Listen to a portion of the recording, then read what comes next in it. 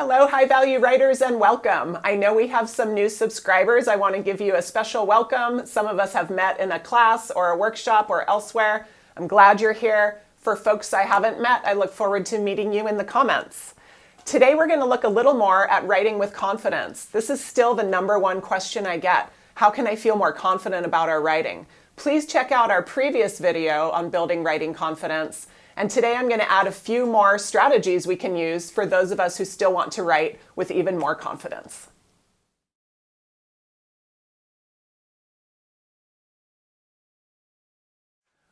All right, everybody, today I'm excited because we're going to apply some concepts and learning from outside of writing to the area of writing. So I took a look at this wonderful book, The Confidence Code, by Katty and Claire Shipman, and they provide us with scientifically supported ways to develop more confidence in our minds and our lives. So I thought, well, what if we take some of their ideas and think about how those might work with writing? And so that's what we're going to do today. All right, I'm going to bring you 3 ideas from Kay and Shipman, and we're going to kind of translate them into the topic of writing. All right, #1, develop a growth mindset. Kay and Shipman remind us that if we have what's called a fixed mindset, which assumes that if you're not born with a talent, you're not going to get there, that's not going to help us with our confidence. A growth mindset means, as the authors put it, skills can be learned. So we should distinguish between effort and talent. Even if we're not born an amazing soccer player, we can become one. Same goes for writing. And so by thinking this way, this allows us to take risks and build resilience because we know, yeah, I'm learning, I'm getting better, I'm going to have to try some new things out, I'm going to have some mistakes, and little by little I'm going to move towards my writing goals. And that risk-taking is actually how we develop confidence. That's the #1 thing overall that I took from this book, is in every area of our life, to build confidence, we have to take risks, we have to try things.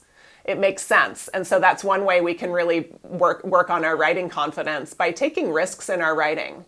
Now we might think, well, shoot, if I take a risk, what if I mess up when it really matters, right? Well, they would actually say good. It's good to make a mistake. In fact, the way they phrase it is we should fail fast.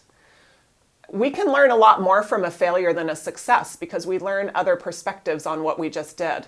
And so they say it's really not worth sitting around thinking, excruciating, ruminating, getting paranoid and panicked about ourselves as writers. It's better to take the effort and try something. And so they say, when in doubt, act. Don't only think, but actually do the action. So we would say, when in doubt, think. Confidence is about action, especially when that action involves risk and failure, the authors say. So we need to allow ourselves to be imperfect as writers. We all are. There's no way to be writing perfectly from the get-go, especially since every writing situation is different.